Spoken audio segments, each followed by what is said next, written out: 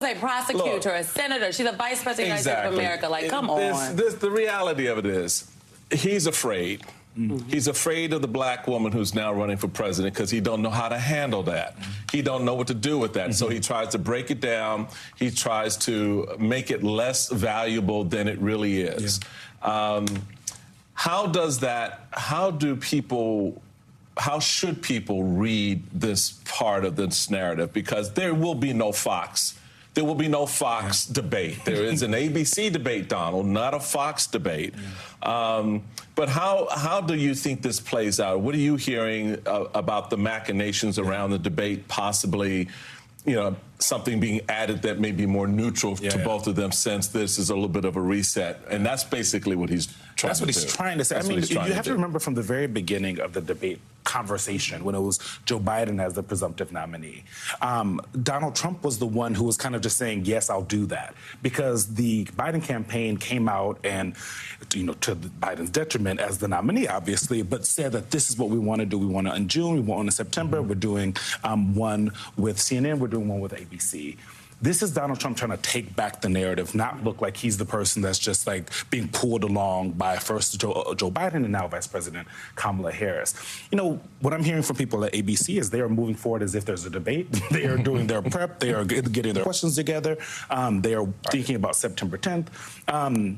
Even if only Vice President Harris shows up. Then it's now it's a town hall. Then it's a town hall. Now it's a town hall with just Vice President Kamala Harris. And so if the Trump campaign wants to cede, you know, 90 minutes to their his opponent, then that's likely to happen. I will say, you know, the Harris campaign, the folks behind the scenes have said, we want to do ABC and we'll talk about anything else after that. But this, we're talking about the ABC debate. That's what we've been prepping for. That's what the schedule allows for. But all of this could change. I mean, this entire election has just been like thing after thing after thing changing. That can happen some more here. But I will say the idea that Vice President Harris is scared to debate, she's excited to debate. I've talked to the folks around her, both the inner circle and the inner circle and the folks outside of that.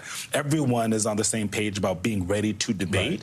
And, you know, putting a prosecutor. She's a prosecutor, for heaven's sake. She's not scared of prosecuting the case. And I will say she has also been out on the campaign trail doing these mini town hall style events where she will go, she'll sit with someone, she'll be in conversation, and she'll take questions. And so she is primed and ready to kind of have a conversation, answer questions about specific policy issues. Donald Trump, he has been doing these, you know, big box, and I have to use quotes when I say big box because he had his rally at the same place in Atlanta yesterday that Vice President Harris had hers.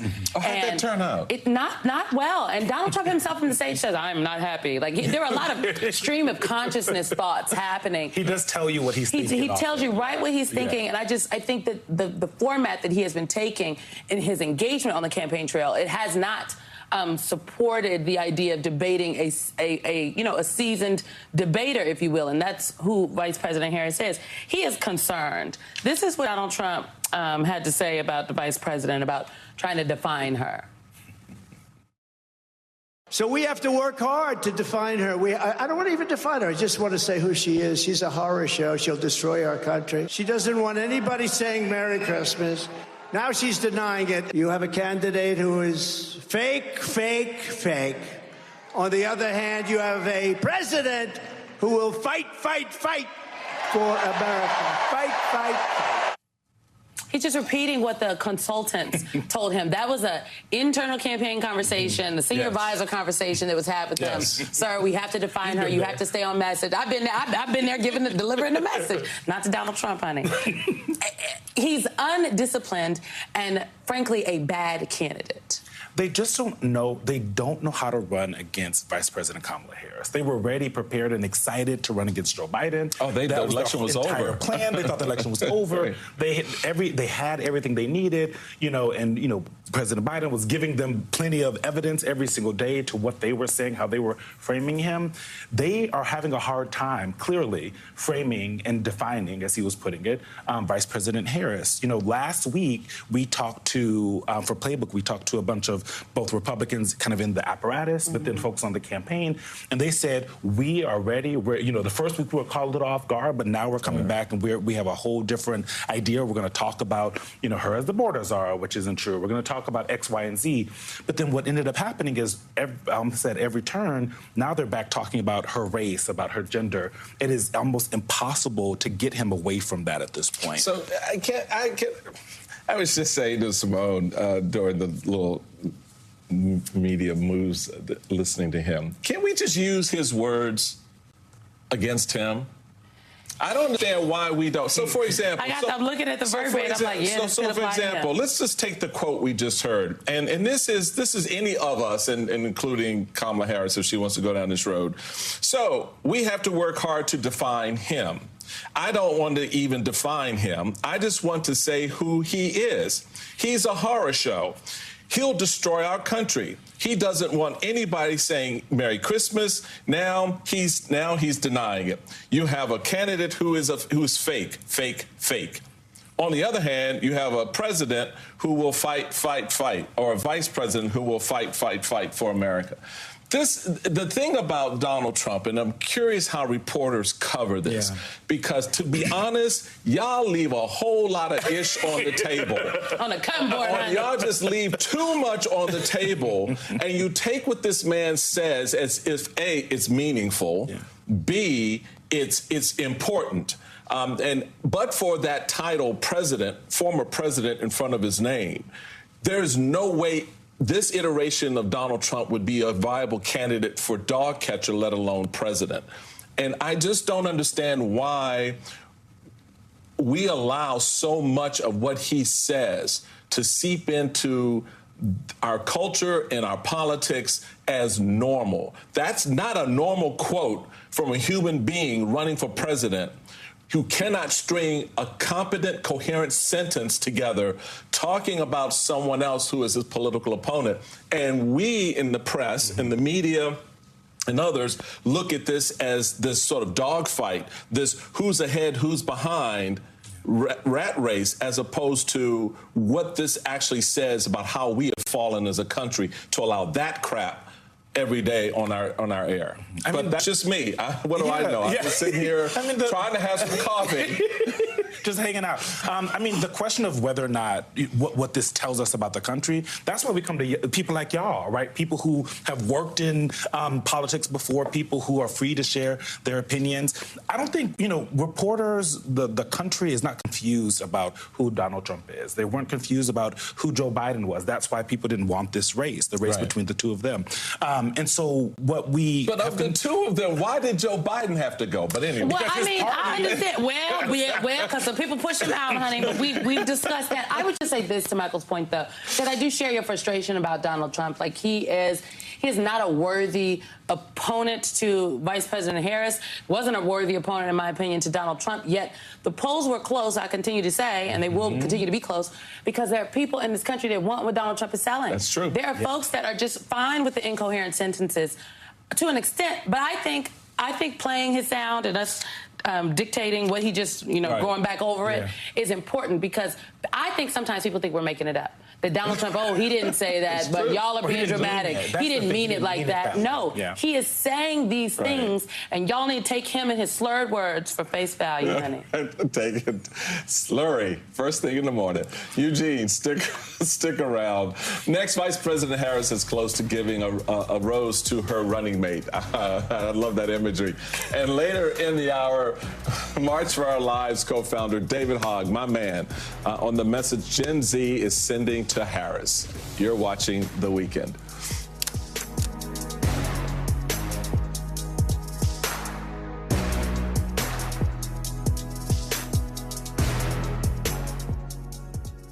What Tractor Supply customers experience is personalized service made possible by T-Mobile for Business. With T-Mobile's reliable 5G business internet, employees get the information they need instantly. This is how business goes further with T-Mobile for Business.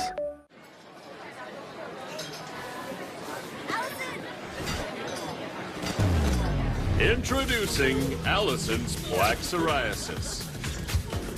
She thinks her flaky gray patches are all people see.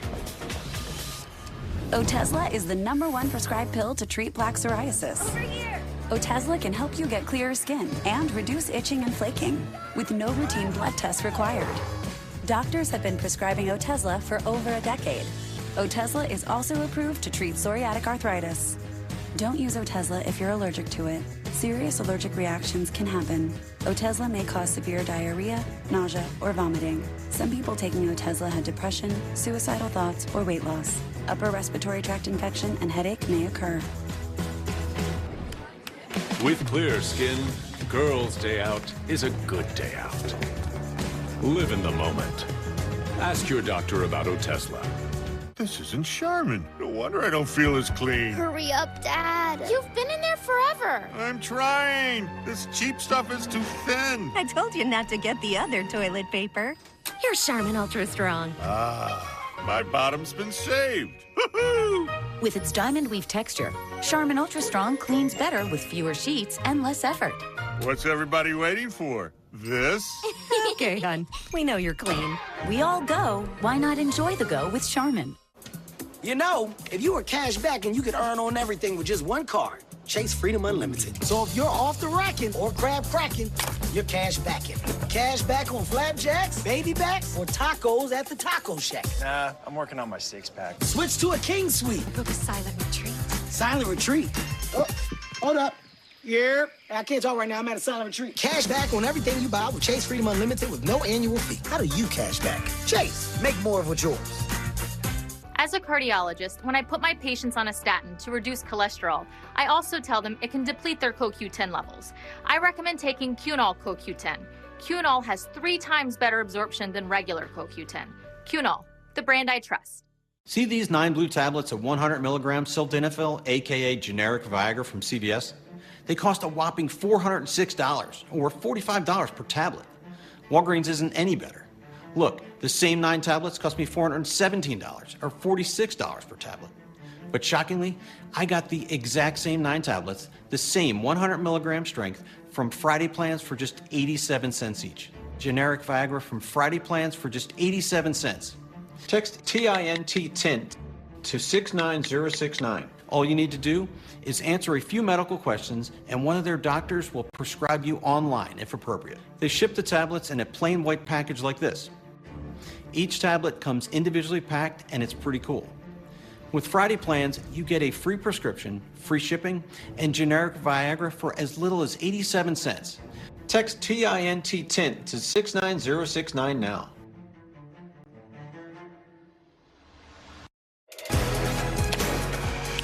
So today, Vice President Kamala Harris is interviewing top contenders in her search for a running mate that would be VP.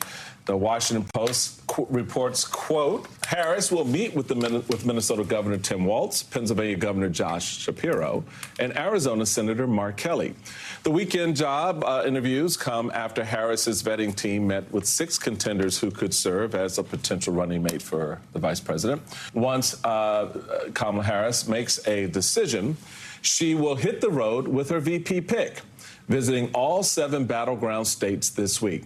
And while the Harris campaign looks to the future, Donald Trump is looking to, well, the past, renewing a feud last night with Georgia Republicans over his bogus claims of a stolen election. The more things change, the more they stay the same. Eugene Daniels is back with us. Simone, you are coming up out of your seat. What you got? In listening to this rally last night, I'm like, does he know how to win an election? No. Like, do you want to win Georgia? Because the way he disparaged Governor Kemp, who, while Governor Kemp never stood for the election denial.